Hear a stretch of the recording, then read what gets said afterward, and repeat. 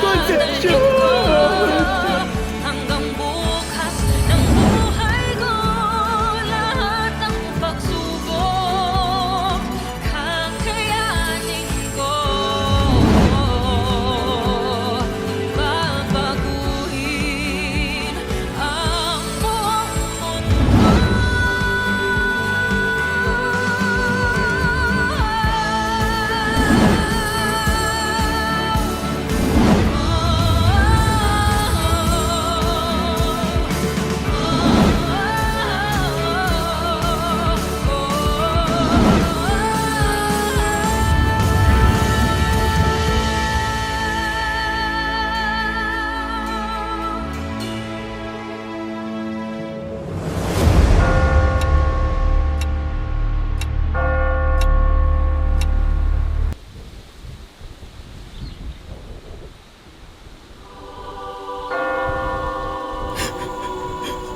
Kasalanan bang naisi ng kalayaan? Kasalanan bang ipaglaban ng karapatan? Sa sariling bansa, bakit kinakaawaan? Mga Pilipinong inalipusta ang karapatan sa inang bayang Pilipinas. Dumating na ang tamang oras.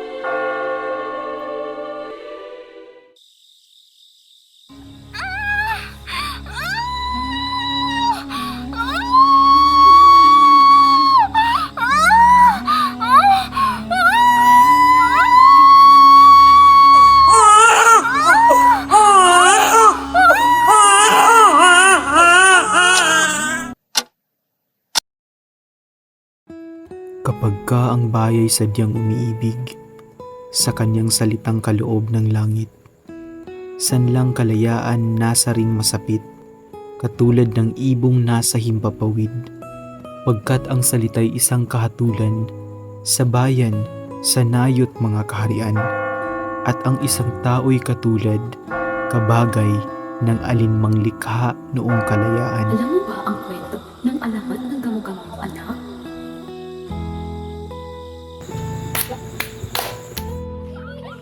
Jose Protasio Rizal Mercado ay Alonzo Riolanda. Siyang tunay na pagkahaba-haba ng pangalan. Ngunit nakilala natin sa simpleng palayaw na si Pepe. Lumaking magalang, matalino, matulungin at may mabuting asal. Hindi maikakaila na simple lamang ang kanyang buhay. Tumutulong na walang hinihintay, nakapalit, mayangking tapang, galing at talino, at naglalayong makatulong sa nakakarami. Iyan ang ating pambansang bayani.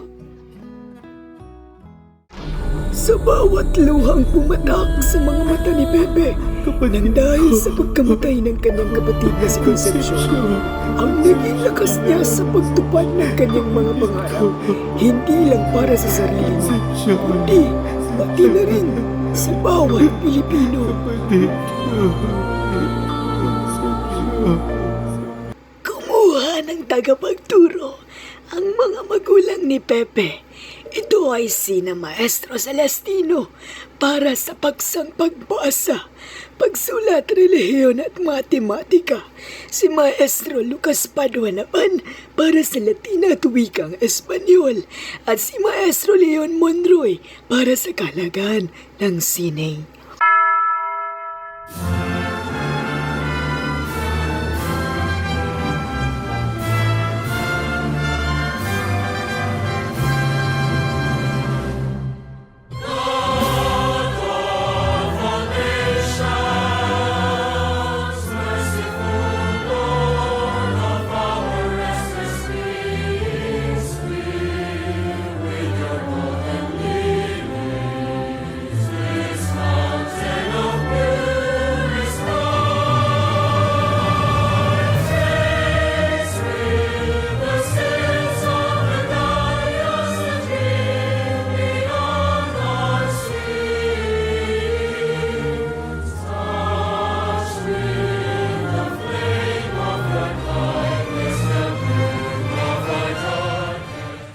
Nakakatuwa namang isipin na sa wakas ay nakapagtapos ka na, aming kapatid.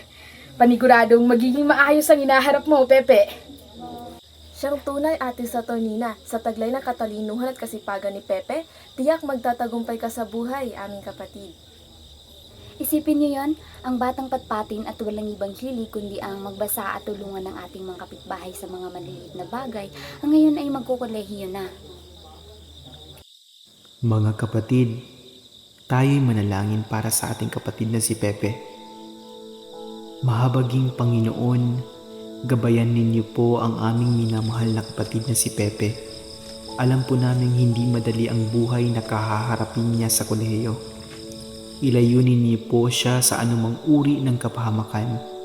Gawin ninyo po naway puro at payapa ang kanyang kaisipan at bigyan ninyo po siya ng kalakasan, mabuting kalusugan at mapayapang paglalakbay sa kanyang panibagong yugto ng pag-aaral. Sa ngalan ng Ama, ng Anak, ng Mahabaging Espiritu Santo. Amen. Kumain na tayo at ang pagkain ay malamig na. Ang itay, makakarating ba? Tiyak, nasa daan na yun.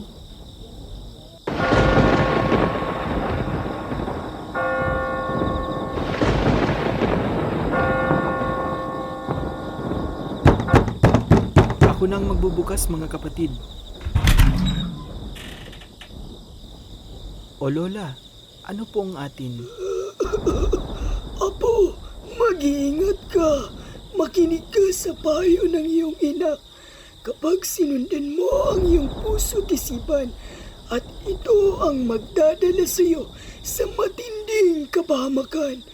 Tunog ng baril, mga sigaw ng mga Indyong humihingi ng tulong. Huwag kang lilingon, huwag kang tutulong. Sa halip, ipanalangin mo na lang sila. Ang kapalaran mo ay ang maging sinag ng kalayaan ng iyong sariling bayan. Mag-ingat ka po. Oo anak, sino ba yung kausap mo? Ang tatay mo na ba yan? Wala po, Ina. Wala po. Pasok na po tayo, Ina. Nabanggit mo anak na sa Universidad ng Santo Tomas ang nais mong ipagpatuloy ang iyong pag-aaral. Opo, Inay. Nais ko po sanang mag-aral ng filosofiya at literatura. Maayos, mainam iyon anak. Anak, Pepe, mahal na mahal ka ng inay ha. Mag-iingat ka roon anak ko. Alam kong hindi magiging madali ang buhay mo roon.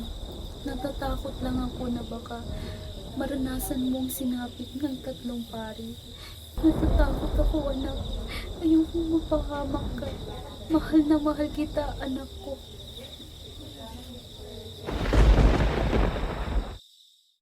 Mag-iingat ka roon, Pepe ha. Sigurado ka na ba dito? Opo, Tio. Sigurado na po. Para kay Inay, Itay, sa inyo, at sa ating inang bayan. Sigurado na po ako at gagawin ko po ito. Kapatid, ang mga tagubilin ko ha. Huwag na huwag mong kakalimutan. Mag-iingat ka roon. Ito, tanggapin mo itong 700 piso. Nang sa gayon ay may magamit kang pera patungo roon. Huwag ka nang mag-alala, kapatid. Padadalhan kita buwan-buwan ng 30 piso upang magsilbing sustento sa pag-aaral mo roon. O ito, tanggapin mo ito ha. Magagamit mo ito sa oras na kagipitan kapag nasa Europa ka na. Malayo-layo rin yun, aming kapatid.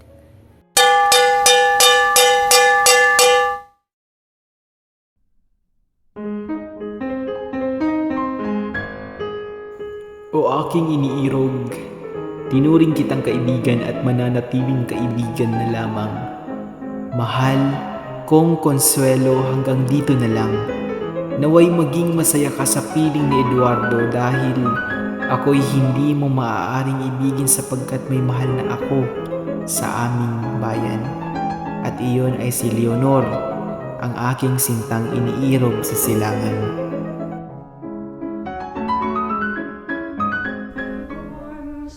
Rizal is a very excellent man, cultured, very kind-hearted, a man of immense talent and intelligence. He is taking a great liking to us, and we correspond to it. Mainam at narito kayo ngayong lahat. Ang ating sariling bayan ay patuloy pa rin pinagaharian ng mga walang kaluluwang anak ni Satanas. At may ugaling kasintulad ni Judas, ang ating kababayan ay patuloy na inapi at inaalipusta ng mga mananakop na Espanyol. Nakakalungkot siyang tunay, Graciano. Ngunit may magagawa tayo. Hindi ba? Julio Clemente, Evaristo Aguirre, at Valentin Ventura, at kayong lahat na narito. Siyang tunay, nakakaawa nga ang sinasapit ng ating mga kababayan.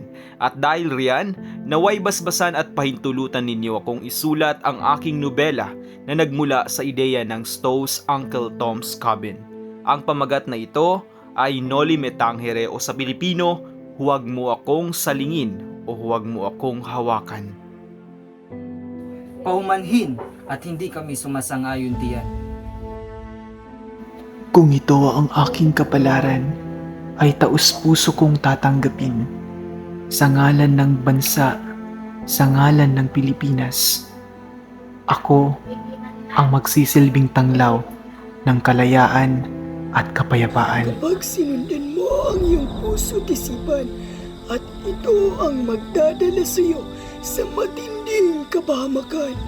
Tunog ng baril, mga sigaw ng mga Indyong humihingi ng tulong. Huwag kang lilingon, huwag kang tutulong.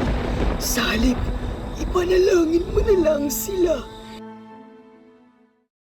Huling paalam, pinipintuho kong bayan ay paalam, mutiang mahalaga sa akin ay ikaw. Kay lungkot at panglaw, sa iyo'y ialay ang buhay na itong nagdusat na mighati.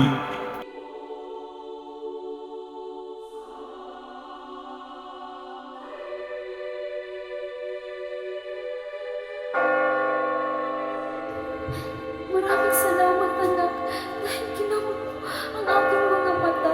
Ngayong bumalik ka, ay nasinayan na kitang muli. Ngunit delikadong iyong pagbabalik sa atin. Dahil hinahanap ka na nila, hindi ako papayag na may mangyari sa iyong masama. Anak, umalis ka na rito!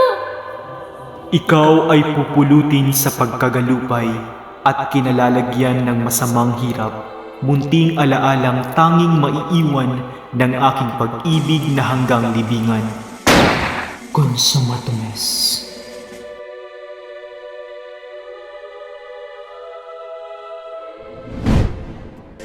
Sentamusuk.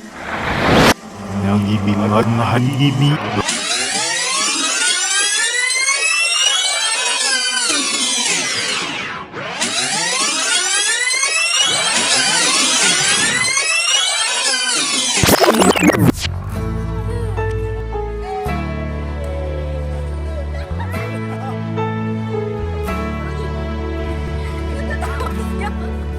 Kailan kaya matatapos ang gulo? Kasalukuyan ko ay nakakalito. Umaasang malalampasan ko rin ito. Panoorin nyo balang araw, humanda kayo. Matuto sa nakaraan. Bawat pangyayari may malalaman. Mga aral na dadalhin ko hanggang bukas ng buhay ko. Lahat ng pagsubok ay kaya.